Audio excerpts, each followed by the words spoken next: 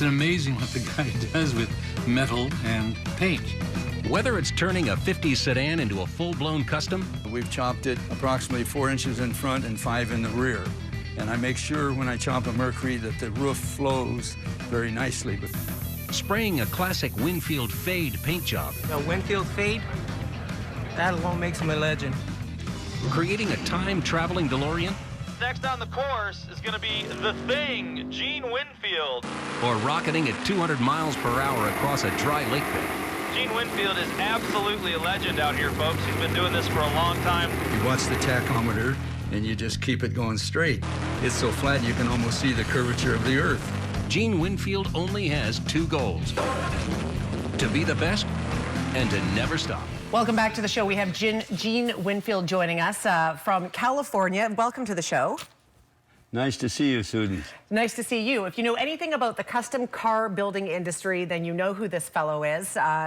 Amazing what you've done over the course of your career. There's been a video made of you, a book written about you. Your work is legendary. Yes, thank you. So yeah, we're glad to have you here. Tell us a little bit about your career. You've always had a love for cars, and you love to chop them up and make unique custom cars. Yes, I chop the top and lower it down so it looks cool. I like to use that word a lot. I make things look good, look cool. And Hollywood knows all about you. Yes. You've done many amazing things for movies. You've made many unique cars. Maybe we could show some of these cars right now. Tell us a little bit about what we're looking at here on the camera, on the screen. Okay, that's a car I built for the last Starfighter. And so that was a unique car, and there was 12 of us built that car in 34 days. And it's a four-door gull wing. Robert Preston drove it in the show in the last Starfighter. Fantastic. Let's move on to the next one. And this car here I built that car in about 1965 and 6, and it's all aluminum, and it's a Corvair-powered front-wheel drive on a Citroen chassis, and it was used on Bewitched. They wrote a complete episode for that car on Bewitched. Right around this car. Yes. That's fantastic. And this is the similar car. The same car on Star Trek. That's William Shatner sitting there on the front tire. And they used it just for a small amount. In fact, you can hardly see the car when they finally did the final cut. Is that right? Okay, let's move to the next one. Now, this is from Get Smart, and that is Get Smart guy, isn't it? Yes, yes. The Sunbeam. Yes, see, I built that, and we put all kinds of, well, put a cannon comes out of the hood. A trap door opens, a cannon comes up and elevates up and down, and they used it like a flamethrower in one episode of Get Smart. So I'm assuming you got to meet all of these people as well. Oh, yes, oh, yes. And work with them. And worked with them, and, you know, all those people, and I never bothered to get an autograph. I bet you wish you had now. I painted a car for Michael Landon, and I did a job with Bonanza. You know, I built a complete living room for Bonanza, things like that. That's amazing. I think we missed the last one. It was a RoboCop car. Yes. That one. Yes, RoboCop. I built 2 of those and an extra set of parts for them to blow up. And they turned one car over upside down in the water in the film. That's awesome. And I have one of those cars at home. Oh, do you? That's Man from U.N.C.L.E. TV, and that wasn't on very much. We built a complete car. I was with AMT Model Company, and we worked a deal where we would give them the car free to the studio to use for the rights for AMT to build a scale model. Okay. And that worked out very well.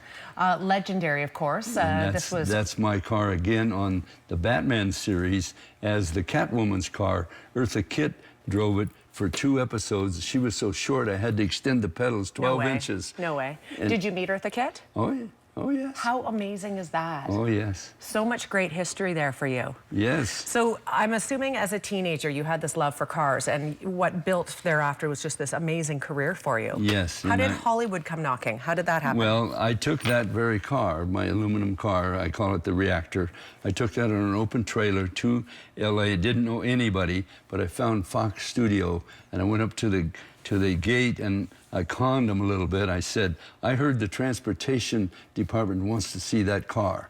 They said, oh yeah, go right down here and turn left. And so I was in, and then that transportation guy showed me and told me where to get all the rest of the studios in LA. So for 2 or 3 days, I put that car on display and took it to all the studios, and that's how I got my foot in the door. And then they called me in 2 weeks and wanted me to build a car. Amazing. So good for you. It worked really good. It worked out. Yes. You're 89. You're going to be 89 this year. In June, yes. And I hear you have the energy of a 20-year-old. You still have a huge love for this industry, and you're still working. Right. Absolutely, every day. Amazing. 10 hours a day. You are doing a workshop this weekend, a custom car building workshop. Yes. I'm doing it at Anything Rod and Custom. Yep. And Nick handles that. They can probably find it on the website or on the Facebook. And we're doing a workshop Saturday and Sunday right here in Kamloops. What is your favorite thing to teach people to do? Well, I teach people to work with metal. I teach them how to fabricate and bend and shape and weld metal into an object. I take a flat piece of metal and build it into a shape. And the shape usually is to fit a car. Have you ever worked on motorcycles? Oh, yes. What kinds? Yes. Well, the old days I worked on Harleys, and I mostly painted them, but I sculptured some of the tanks and the frames and everything. Choppers as well? Yeah, Yeah, yes. fantastic. Oh, yeah. It's great to have a passion for what you do. You've had a lifelong passion for this, so what a fulfilling career for you to, to do this. Thank you very much. Well, thank you for being here today. I know you're a busy guy. You're obviously getting ready for this workshop that you're going to be doing. Yes. For people who are interested, I understand there might be a few openings left, and you can absolutely get in touch with Nick at Anything Rod and Custom at TELUS.net. It's right there on the screen. Gene, what a pleasure to meet you. Thank you so much for being here. Thank you so much. It's really nice to be in Kamloops. It's a great city. Well, hopefully we'll get some sunshine going for you. Thank you. All right. We'll take a quick break. We'll be right back. Stay with us.